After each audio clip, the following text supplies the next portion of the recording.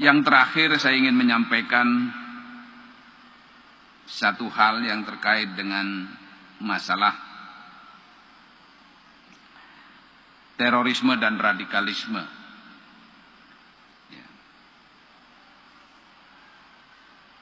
Saya berapa kali menyampaikan bahwa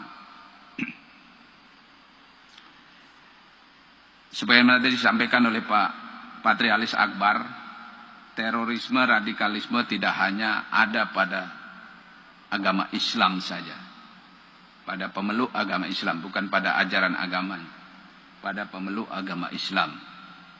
Tetapi di agama-agama lain juga ada, di negara-negara lain juga ada.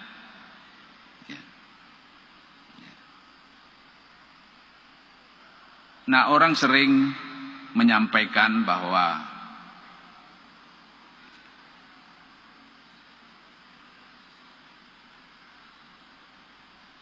ada stigma-stigma negatif yang ada di dalam masyarakat kita, seolah-olah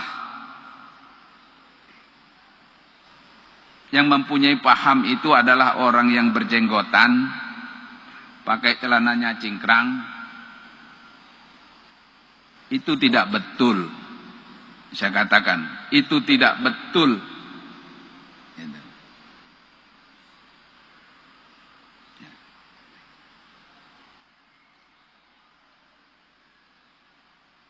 Ini sering sekali dicurigai. Kadang ada jamaah datang ke masjid, pakai putih-putih, pakai celana cingkrang, pakai jenggot, kopiah putih. Wah, ini orang sudah bisik-bisik ke sana kemari. Bahkan kemarin waktu malam Natal ada tablik akbar di Jayapura, di Sentani. Itu sudah bingung ke sana kemari sembarangan. Itu saya tanya, yang hadir siapa? Ustaz Ja'far Umar Talib. Saya telepon yang bersangkutan. Saya bilang, Ustaz, apa kegiatannya? Oh, ini Pak Kapolri, kita ada tablik akbar. Kemudian setelah itu ke Arso, ada mau bangun pesantren. Apa benar rombongan ini mau ke Tolikara? Oh, enggak benar Pak, ini kita habis selesai ini ke Arso kemudian kembali lagi. Ini kan kecurigaan kalau ada yang putih-putih, ada yang berjenggot, seolah-olah ini nanti, wah ini paham terorisme masuk ke sini. Nah, ini tidak betul sama sekali. Oleh karena itu yang seperti ini, kenapa harus saya sampaikan? Supaya masyarakat tidak punya stigma yang negatif terhadap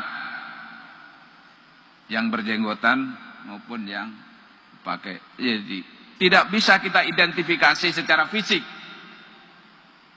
Yang pelaku teroris pakai jin, pakai kaos,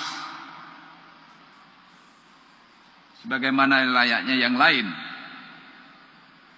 Yang bisa diidentifikasi itu kalau kita berdialog, karena itu pemahaman. Karena itu pemahaman sehingga kita bisa mengidentifikasi seorang ini pahamnya radikal atau tidak, itu kalau kita berdialog. Itu. Saya pernah sampaikan, loh Pak, kalau dialognya apa yang bisa dipahami? Yang paling utama adalah ideologi kita. Kita hidup di Indonesia,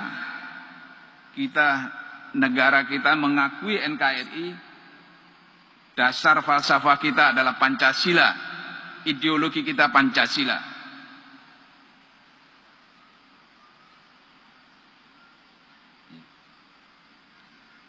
Nah, itu implikasinya kalau dia tidak mengakui ideologi itu, implikasinya panjang.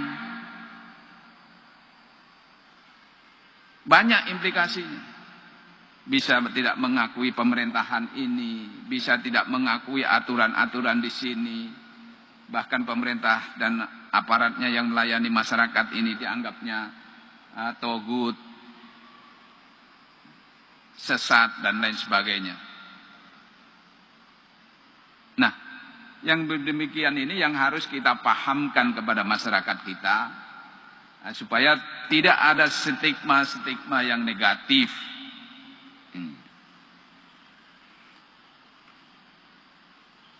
Nah, itu beberapa hal yang ingin saya sampaikan pada kesempatan ini. Dan sekali lagi saya menyampaikan terima kasih pada acara ini.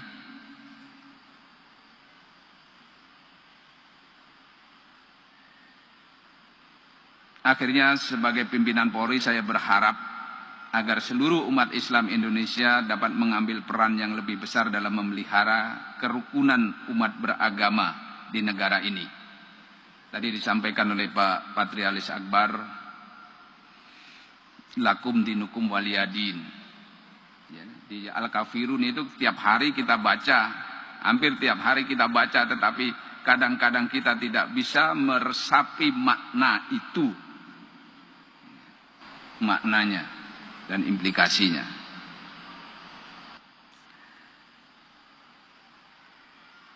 Di dalam surat itu Allah memerintahkan kepada Nabi Muhammad untuk mengatakan kepada orang-orang kafir ada dua hal.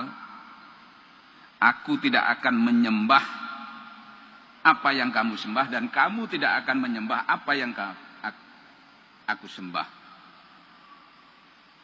Itu yang pertama. Yang kedua, bagimu agamamu, bagiku agamaku. Itu sudah tegas. Oleh karena itu, kita selaku umat Islam, mari kita tunjukkan, kita beri contoh teladan yang baik, agar mereka yang kafir tertarik dan mau masuk Islam dengan kehendak sendiri, bukan karena paksaan, bukan karena ancaman, dan lain sebagainya.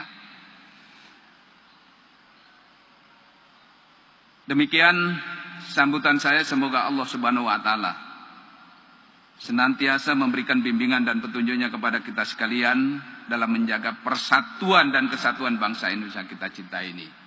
Sekian dan terima kasih. Wassalamualaikum warahmatullahi wabarakatuh.